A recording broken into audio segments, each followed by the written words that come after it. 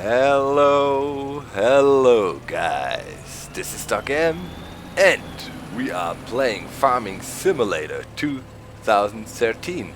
Last time guys, we broke $1,000,000. Oh yeah, that was an epic move. $1,000,000 and we are on the way into buying an epic tool. It is a wind turbine, costs 1.2 million.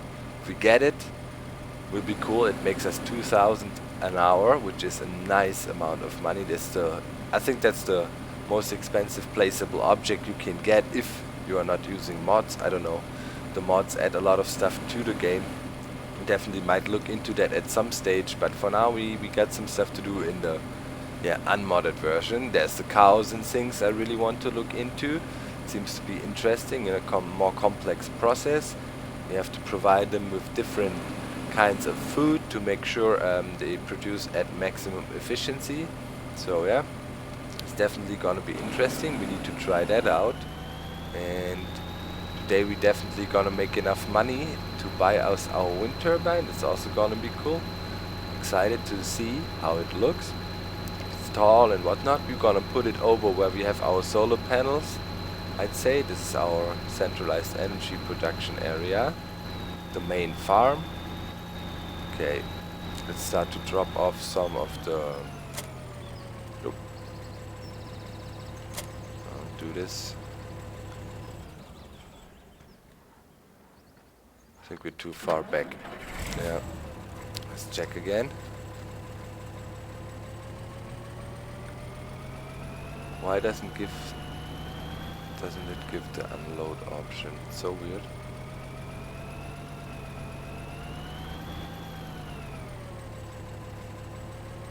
Is that bugged? Now I can just... It's so weird. Fill level 0%. Let's try the next one. Had these problems last time as well. Compacting. Here it works again. No. Okay, now we're talking. It's weird. Don't know why that is happening. Okay, we can't get stuck. We need to make sure we kind of divide it evenly again. Got that under control. Let's keep on going.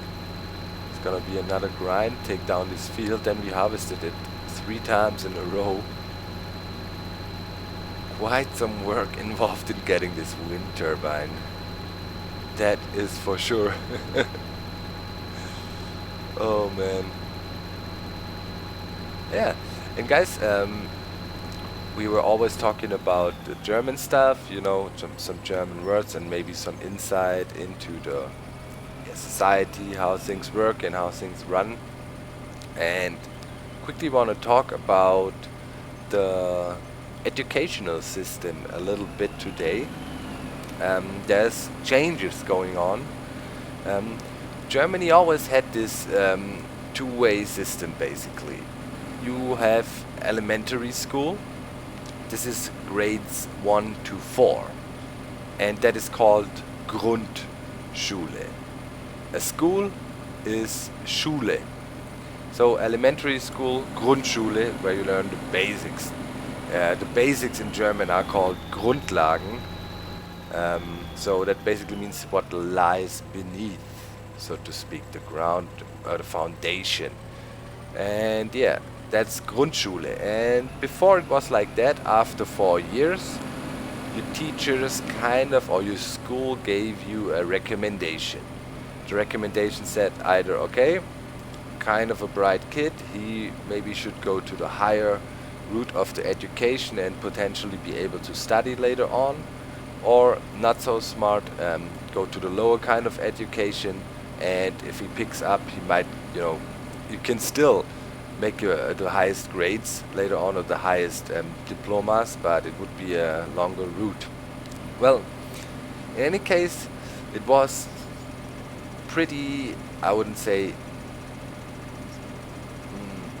mean, but sometimes, you know, sometimes there's kids fourth grade have other interests, maybe are interested in sports or other stuff, but are still very smart and bright kids, but don't put too much attention on school. But yeah, bad luck for you then. That's how the system was. Teacher suggested no, he's not really doing great.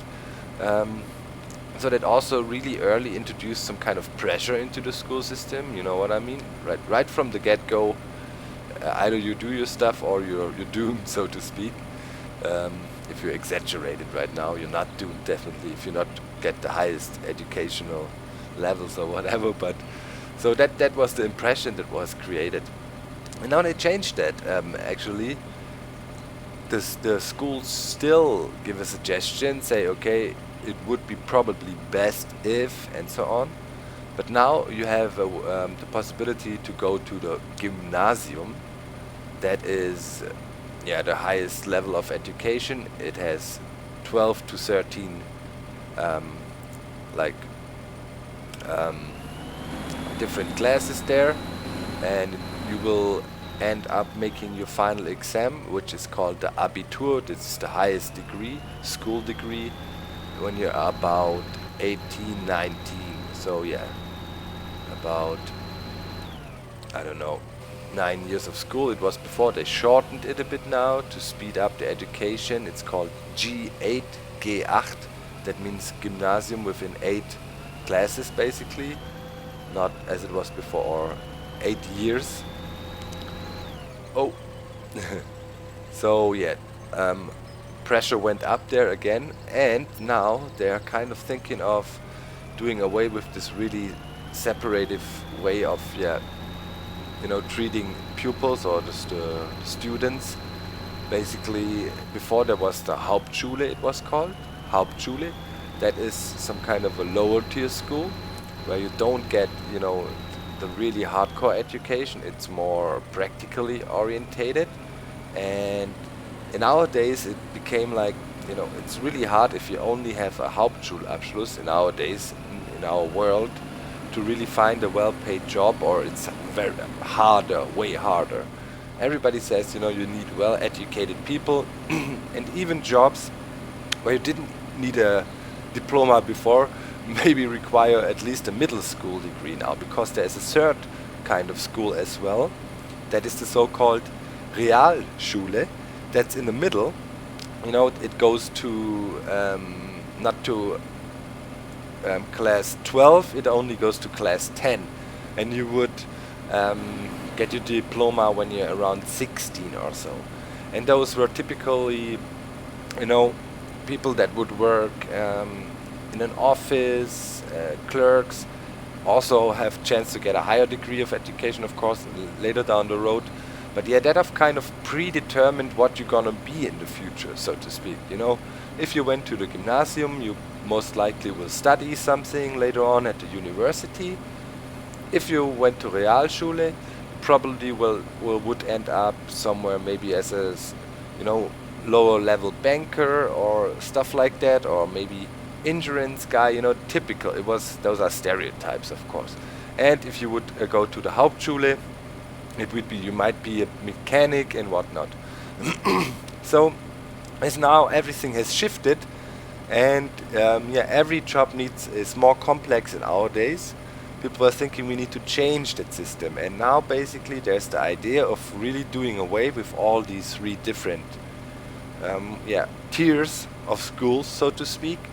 Put everybody together at the same school, at least start out, at the same school, and then you keep on going together, and the guys who do really well could stay in school longer and then get the highest degrees and make their way to university.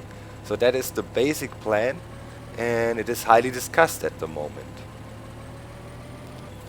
So the arguments pro and con are like, other people are saying it makes it more fair. As I gave this little example before, one guy who might not really be super interested in school in his younger years, but then later on discover, hey, it's actually fun to learn or something. So that means even if somebody sleeps for a bit longer, so to speak, or doesn't really get going, he still has a chance. That is kind of cool. I think that is a good thing. On the other hand, the elites, so to speak, you know, the people who traditionally were sending their kids to the highest education level, to the gymnasiums or even private gymnasiums, maybe, you know, yeah, white collar people, they are a bit against it in the society, because they say, yeah, if you put you less gifted people together with the very smart ones, it will drain down, or, you know, it will totally lower the level of outcome in the end, because the very smart guys constantly have to wait for the slower guys. Well, that might be an argument. It's a tough argument. It's mean, almost, to say that, but it's a kind of there's some kind of truth to it. But that clearly shows that these people obviously are not in touch with normal life, everyday life and society, because, you know, they also have degrees and stuff, but that doesn't matter, because in real life, for example, when I worked in geriatric healthcare, you don't only work with doctors and engineers and whatnot. There's normal people, you know. So there is, in society, there is different life of education always present. You know, I'm not saying intelligence, that's a different ball game. You know, I'm not in a position to say, hey, other people are dumb or something. I would never say that, because everybody is smart in a way. You know, talking about educational levels, you know, if you never had a chance to learn, for example, history properly, you will just not know things. And in this, you know, amongst people that have a kind of higher degree of education, you can assume there is some kind of common knowledge everybody shares. And yeah, of course, if you only interact with such people, you will never run into any problems. But in normal life, you talk to people that come from all walks of life. And I think if you early up in school, you know, learn to face reality, that there is people that are differently gifted and can contribute in different ways, you might profit from it in the future. You know, and not be maybe, you know, if your nose high up there and think you're Mr. Smart Guy, and look down to people who might have had a chance of had a less education. Before, it was like that. You could also, for example, if you went to the Hauptschule, to the lowest tier school, and you did really well, you could advance to the Realschule and even make your you know, Abitur, and you could actually go to university and study. But that was the so-called Fachhochschulen. There's a difference. University is like, university is the top thing, and then you got Fachhochschulen. They are more technically orientated. So, but you could never get the highest degrees or become a doctor or whatever if you didn't make the Abitur, the diploma or degree you got if you went to the gymnasium. It's called Allgemeine Hochschulreife. Hochschulreife means you are ready to go to university. And allgemein means everything. And there's a difference. If you graduated from a bit of a lower tier school, you would get the Fachhochschulreife. And Fachhochschulreife in German, if you use that pronoun or the word Fach in front of other words, that means it's more practically orientated. So yeah, there was, if you didn't go to gymnasium, you had no chance. So right now, it seems people are deciding we want to open that up more, and in general, I'm thinking I'm in favor of it. I can somehow understand the arguments of people saying, yeah, but for society, it's better to kind of have, you know, really a few really well-educated people that keep the technology going, and to have a lot of well-educated people that can really, you know, work with the things that get invented. I think in general, if you have maybe not too many super peak intelligent or peak elite people, but have more intelligence, you know, spread amongst everybody, I think in general a society should profit more from it. But that's very, you know, that's that was very theoretical right now. Of course, in reality, you could not, because there's always gray in life. There's not only black and white. You know what I mean? There's not, um, yeah, there's always something in between in the reality. It's not just like that.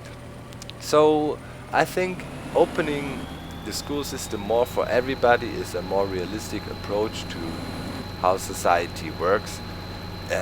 Before it there was also in Germany kind of traditional things hindering even very smart people, to go to university or making their Abitur.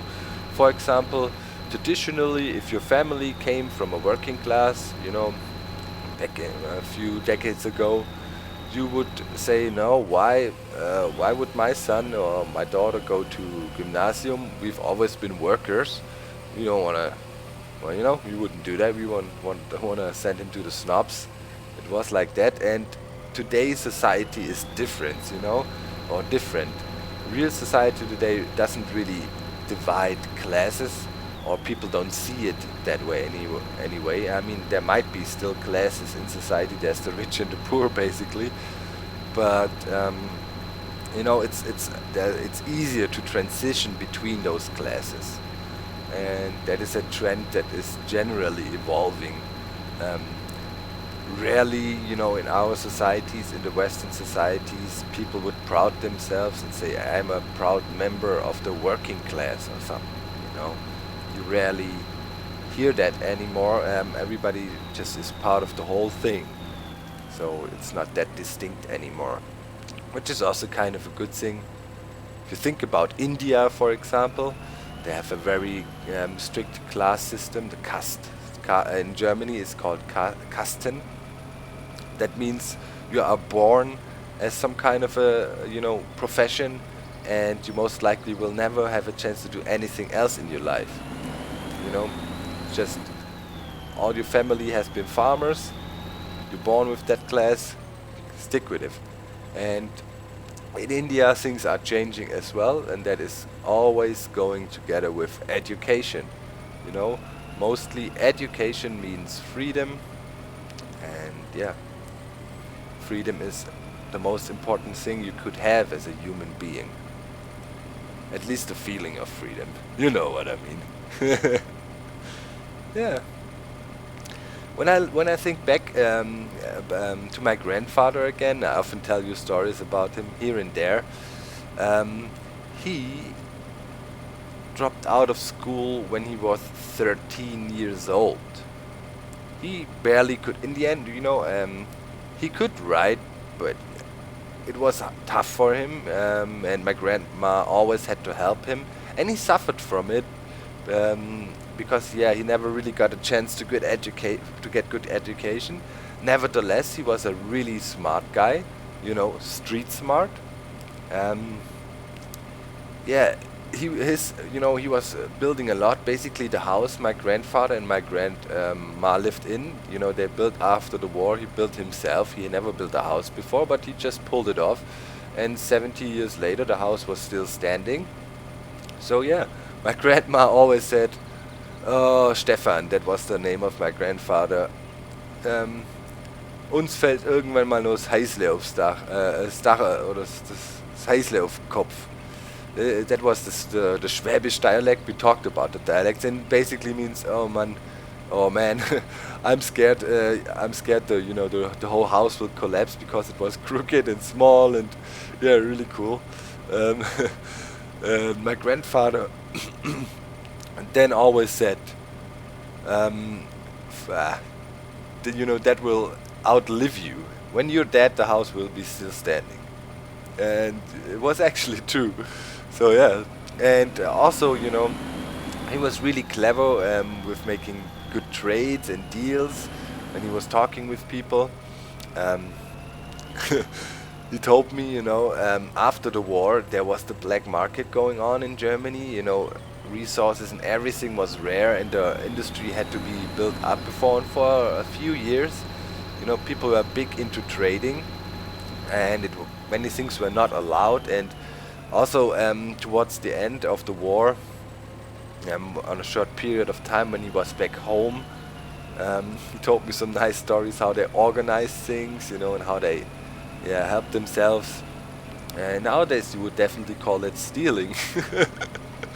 Back in the days you called that being street smart, because it was survival of the fittest in the war times, of course. And that was pretty crazy. Funny thing was, my grandfather always, you know, had this, as he came from a farmer background, he would never steal from a farmer. You know, that was something that was not possible for him. Never. He really told me that right, his division, they were all from kind of the same area, and many of them were farmers. And when they were marching towards the east and were in Russia and whatnot, he told me about friendly, you know, meetings with fellow farmers, you know, when there was no real attack going on. And so the soldiers also were in the cities, and of course, you know, there were bad things happening, but also there was bonding happening. And my grandfather told me a story where he was like discussing with a Russian farmer who had the best potatoes or something, and that was actually pretty funny. And then the next thing you know, the general says, okay, we're moving on, jumping in their tanks, moving on and back to killing. Not the farmers, of course, but you know what I mean? Really crazy, crazy times. And as I said, a street smart guy. And also around our house, my grandma's house, he also had all kinds of, you know, vegetables going on. Then there was a huge farming area behind the house, basically directly, and he went to the farmer and rented off a small portion of it, and had a really small tractor, and had this super small baby farm going on, basically. In the end, there was no cows and pigs, but in the early days he had a lot of rabbits. That was something a lot of people had after the war, because they were replicating fast and there was meat on the table. And also chicken, a lot of chicken he had, and all kinds of vegetables, lots of potatoes, and never really, you know, done it for profit, but giving it away to friends or for our own consumption, which was always nice. When I came home, you know, from school, there was always a fresh meal on the table prepared from my grandmother or by my grandma, and mostly done with fresh vegetables from the garden, like all of the time. Or, you know, sometimes chicken got slaughtered. The rabbits, thank God, thank God, I was, you know, in my times when I really was aware of it, the rabbits were all gone. But before, my grandma said the whole freaking rabbit situation was insane, because, you know, there was nothing there after the war, so people were happy they at least had some freaking rabbits. But I think that's the reason. By now, you know, lately I was invited, like last Easter, it's not lately, but last time I was invited to my girlfriend's parents and was looking forward for the dinner, and there was Easter, and they put a rabbit on the table. You still do that, you know, normal. Freaker, man. I think, you know, it was my grandma. She was like constantly talking that she would never eat rabbit in her life again, and man, I had to. It was tough, guys, I tell you. Eating these rabbits from my girlfriend's family, and I told Karen, you know, I said, dude, the rabbits and shit. Oh, sorry, guys. Didn't want to swear. I'm sorry, but it was really intense, and can't take him. And it was fun. I kind of ate it then, but I didn't like it, although it didn't taste that bad. I think it was all in my head. Oh man, good times. I really, you know, a lot of my memory revolves around my grandfather and grandma. A lot of good things happened. You have to imagine, really, you know, every day a 3-course meal. There was a nice fresh salad, there was a nice soup made with something out of the garden, and there was a nice, you know, traditional, old school southern German dish on the table. You know, it's freaking delicious, I tell you guys. It's awesome. And yeah, you know how your grandmas can cook, you know, it doesn't matter where you're from. I mean, they're the best, you know, because they still got the tradition going on, and you know, they learned it. My grandma actually went to, you know, that was also back in the Nazi days when she was about 12 or 13, and she went to cooking school, and every girl had to do that, and they really learned the hardcore fundamentals, making like the most delicious food out of nothing, basically, or only with natural stuff. There was no, the only thing she used was, okay, butter, you know, but there was no butter, salt, pepper, you know, the basic stuff, fresh herbs, no nothing that is pre-made by anybody. It was all fresh eggs. There was a farmer next door, I told you, and fresh milk from there.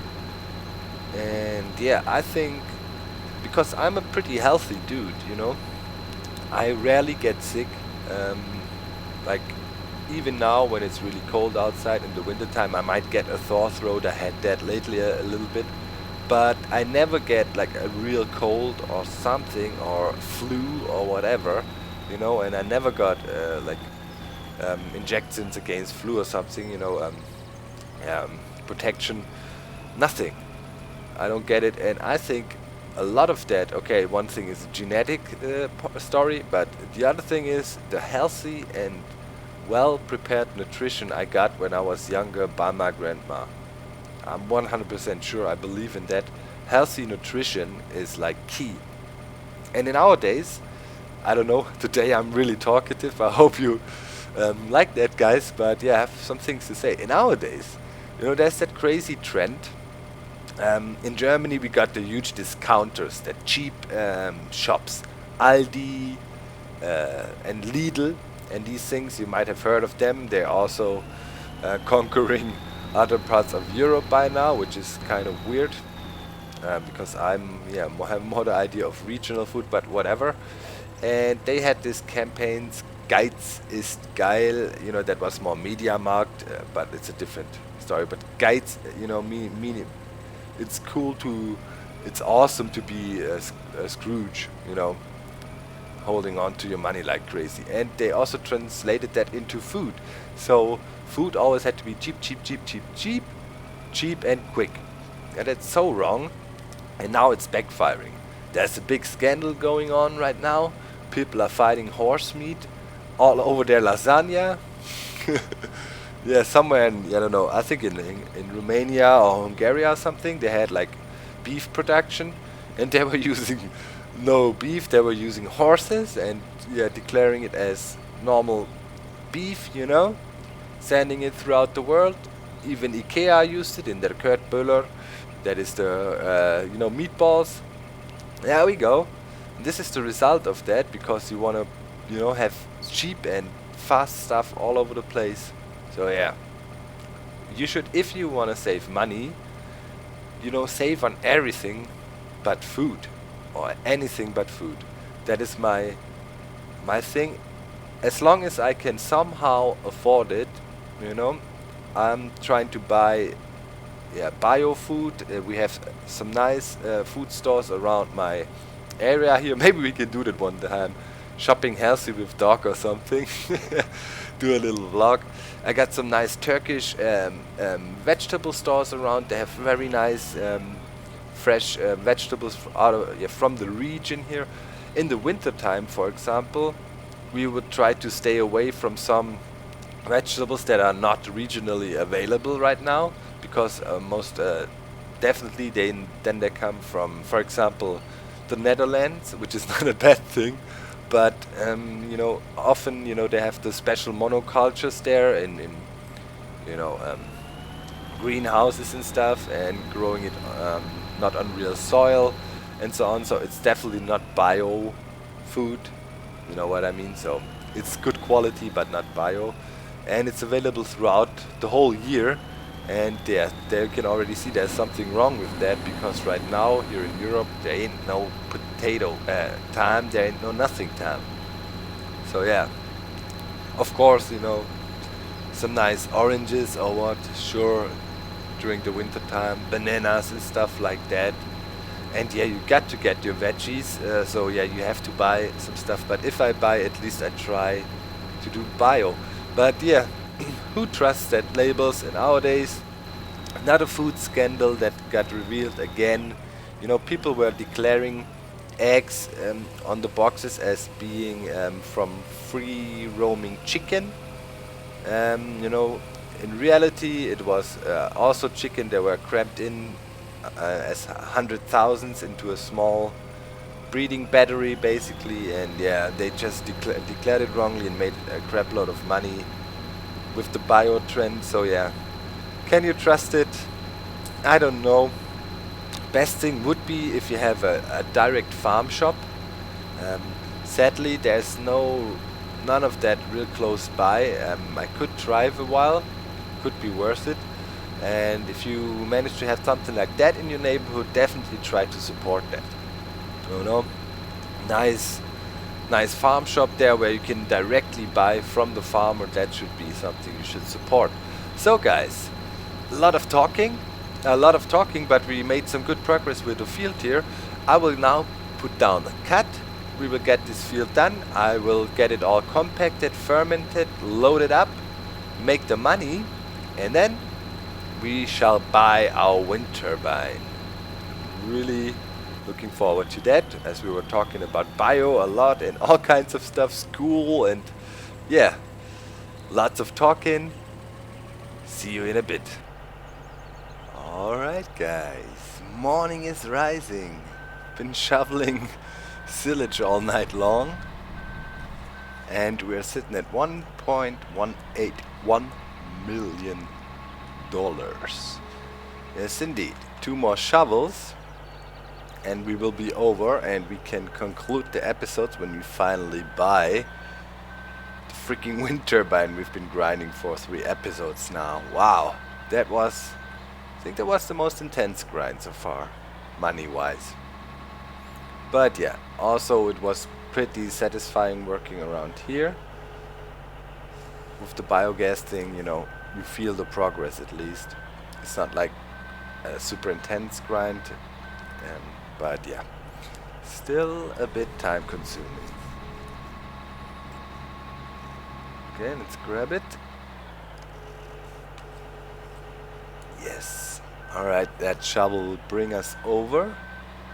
We still have over 300,000 in there. I will not make use of that right now. We'll store it a bit. You can always take money out of it. It's like a bank account. Okay, let's toss it in. Yes. 1.206 million. Sweet. Okay, now let's have a look. Placeable objects. We also have to look in these things here. Greenhouse.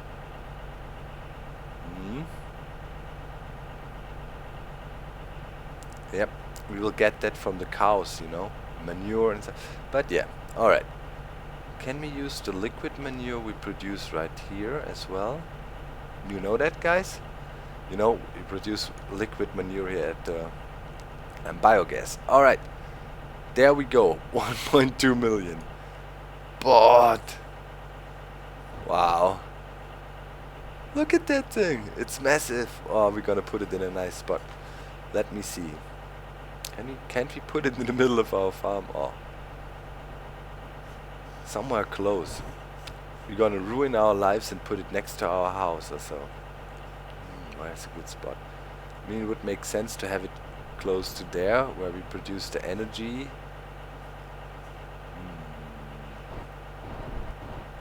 Let me see. Back at our old grounds, it has to be here. Why not just there? Or here. That would be a nice spot. We'll put it here.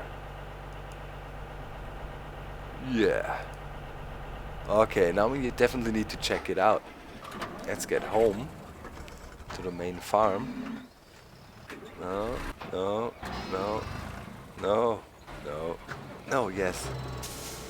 Dang it. Wait. Shift tab. No, that was wrong. Control tab to go backwards. Ah, yeah. I think so. Forward and backward. Okay. Well, in any case, where is it? Where is it? There. Whoa.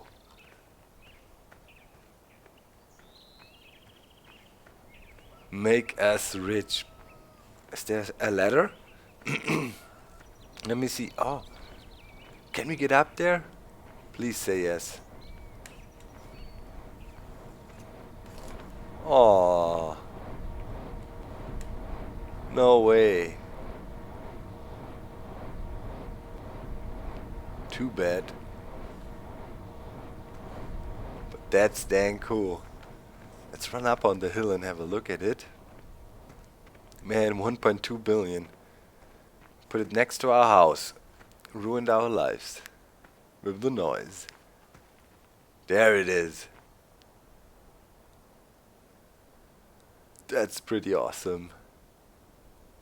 Making us rich. Just quickly speed up the time. Let's wait until 7. Let an hour pass. Then we shall see. We see a nice jump on the bank account. Awesome. Nice investment. Okay. Closing in. 6-ish. 7. Let's see. 9,400. The moment we're losing money. Maintenance costs. And we're breaking our... Ooh. Yeah. Okay. Oh. Field 13. We have to check that out. 12,000 now. That is very nice. Field 13. Quickly check that out. Field 13.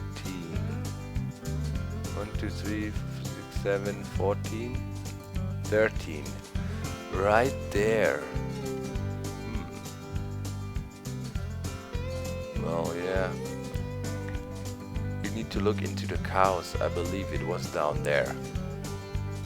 Yep. I need to do some research about cows. Maybe you guys can also give some tips down in the comments. Would be much appreciated as usual. Not a big achievement got. Epic wind turbine installed. Got some money in the silo bank. See you next time. Bye bye.